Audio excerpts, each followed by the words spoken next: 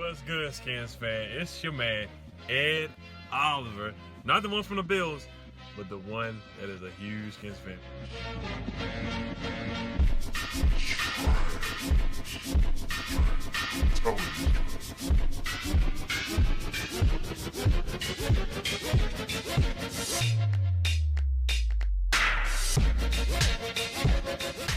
Drake, man, Dilly. What's good, y'all? So, a lot of people have been asking about free agents or talking about free agents. So, I just wanted to jump in the conversation. Free agency really is not that far away. They said it starts March 18th. So, it's something. It's probably our biggest position of need is the tight end position. Vernon Davis. I'm not gonna say Vernon Davis is always injured, but he's old now. Vernon Davis is how old is he now? And I got a list of free agents here, so we can have an in-depth look at these guys. Man, Vernon Davis is 36 years old. Man, father time. He's been on this team for a few years. He's been in the league for forever, man, forever. Went to Maryland. I think he got drafted in 2002. One of the fastest guys on earth ever at the tight end position. Vernon Davis he's been really good for us. He's been solid. He's been solid for us. Unfortunately, he had a concussion last year. And in my stay or go video that I made previously, I said it was time to move on from Vernon Davis. A lot of people want Vernon Davis to stay because he's solid and he gets the job done. He had a nice catch against the Eagles. But I think it's time to move on from Vernon. And, of course, we want to move on from Jordan Reed because he's often injured, just so injury-prone in the concussions. And then Jeremy Sprinkle has hands like a snake. He hasn't really shown up like I thought he would. Hasn't been able to catch the ball at all, butter hands. And then the best tight end, honestly, that I want to keep really is only Hale Hinches out of Alabama. He had a really good game against the Cowboys. And then he caught a touchdown pass against the Giants as well. So he's actually overperformed what I thought. He's actually undrafted as well. So you look at the free agent list here, the guys that are available. There's only really three tight ends that I would even think about signing. And I really don't want to throw a lot of big money out there. I know we're going to have a good amount of cap space after we cut Josh Norman and some other guys. Jordan Reed retires or whatever happens with that situation. We should have some cut Paul Richardson. We should have some good cap space available, but really don't feel like spending a lot of money on these guys, honestly, in free agent. I really want to build through the draft. So the guys that are available, of course, the best guy available is Austin Hooper. Was on the Falcons. Had a pretty good year this year. He made it to the Pro Bowl in 2018. He's been pretty darn good, man. He's a solid player. Was a third-round pick, 81st overall. Austin Hooper. I think he's about 6'4", 6'5". Pretty speedy, can block as well. Had a good season once again with Matt Ryan, a good quarterback. Had 75 catches, 787 yards. Played 13 games, played 16 games in 2018, played 18 games in 2017, and played 14 games in 2016. So I look at that because you look at it, once again, the tight end position has been so many injuries. So you want to get guys that have been historically healthy for the past tenure in the NFL. Austin Hooper's been pretty healthy for the most part. 6 touchdowns last year as well. So that's really, really good numbers. That's like doubling, tripling, quadrupling the production that we got from the tight end position. And Dwayne Haskins, any quarterback that we have next year, I hope we start Dwayne Haskins. And for him to develop and get better, he needs a tight end. You look at the other teams. You look at the teams that are remaining in the playoffs. You look at George Kittle for the Niners. You look at Jimmy Graham for the Packers. You look at Travis Kelce with Pat Mahomes. You look at who's the other team? The Titans. They don't really have a tight end. All they have is Derrick Henry. But 3 out of the 4 teams have a legitimate tight end that they can throw the ball to and rely on. And the Redskins, we just don't have it. So Austin Hooper, he's going to be looking for a good amount of money. I highly doubt the Falcons let him walk.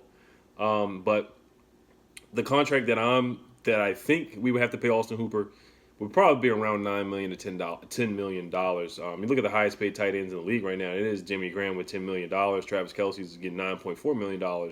And Jordan Reed, who's on our team, is getting $9.4 million per year. So we're going to have to throw that type of money to Austin Hooper. And Austin Hooper might reset the market, actually, because the tight ends this free agency are pretty darn weak. Next on the list, to me, is Eric Ebron. Eric Ebron had a down year. He was drafted by the Colts, 10th overall. Didn't really have a good tenure with the Colts. With the Detroit Lions. Got a little bit better. Got a lot better. His third year, he had 61 catches, for 711 yards. Now, last year in 2018, when he had his Pro Bowl year, his coming out year, when he really just broke out, with Andrew Luck was his quarterback. Now, this year was Jacoby Brissett. And that's a pretty significant drop off, in my opinion. Andrew Luck going to Jacoby Brissett. Eric Ebron, when he was healthy last year, had 66 catches in 2018, 750 yards, and 13 touchdowns. And then this previous year, he had 31 catches for 375 yards. So very underwhelming and only 3 touchdowns. And he had 13 touchdowns in 2018, only to 3 touchdowns in this year. Now, that is pretty concerning. Eric Ebron also only played in 11 games and started 2 games. So we really don't want to get another injury-prone tight end. That's very concerning. Hold on, I just had to get some secret stuff here. But that is really concerning, guys. It really is. Eric Ebron playing 11 games, and we know how that goes with tight ends getting injured so much. But he's so talented, man. He's a very good route runner. Not the best at run blocking, but he's a very good route runner, and he can catch the 50-50 catches. Now, I've heard from a lot of Colts fans that he does drop passes, and we don't have a lot of time for that. We've seen that, like I said, with Jeremy Sprinkle. And that really hurts Dwayne Haskins. A lot of times where, you know, he has some good passes, they have been dropped. And Steven Sims kind of has a dropping problem as well. But Steven Sims is so talented. But Eric Ebron is super talented as well. So I wouldn't mind getting Eric Ebron with the injury history and the bad year that he just previously had, and from the Colts just letting him go so easily. Their GM, I think his name is Chris Ballard or something like that, in the press conference, at the end of the year press conference, they asked him about Eric Ebron, are they going to bring him back? And he was like, no, we're just going to move on. So that doesn't look good for Eric Ebron at all in the free agency market. I think we can actually get him on a pretty team-friendly deal. Thinking about maybe 3 years, 15 mil, 3 years, 16 mil, something like that, or 3 years, 18 mil. I'm thinking around that range. And that would be a pretty good team-friendly deal for us, 3 years, $18 million for Eric Ebron. That would be a good tight end. So I think we need to sign a free agent and draft a tight end as well. Sign a free agent tight end and draft a tight end at least in the first 4 rounds. So I'll talk about my draft targets as well for the tight end position for us. I think we're going to get that in the 4th round or 3rd round. Who knows? If we can somehow get a 2nd round pick, we could possibly get somebody like a Bryson Hopkins in the 2nd round. So I'll talk about that in another video. The next option, the 3rd guy, is Hunter Henry out of the Chargers. And he had a pretty good year, man. Now, this is another injury-prone guy as well. He's had a long history of injuries. He's only been in the league for 4 years, which is a good amount of time. He missed the whole 2018 season with a torn ACL injury. Last year, he had a good year. He's very quick, very speedy. 55 catches for 652 yards and 5 touchdowns. Played 12 games. So he hasn't played a full season yet while he's been in the NFL. So that's very concerning. Once again, the injury bug. So I like Hunter Henry. I think he's very, very talented. But honestly, I wouldn't go after Hunter Henry just with the injury history. I wouldn't be able to do it. I do like his talent. I do think he's really, really good. If he could stay healthy, he could really help this team. But I just don't want to pick up another injury-prone guy. Coming off of a guy from Jordan Reed, why would you sign a guy who has injury history to a big deal? And he's probably going to look for around $8 to $10 million as well, just like Austin Hooper. So honestly, out of the 3 tight ends, the best tight ends that are available, I would go with Eric Ebron. I would go with him.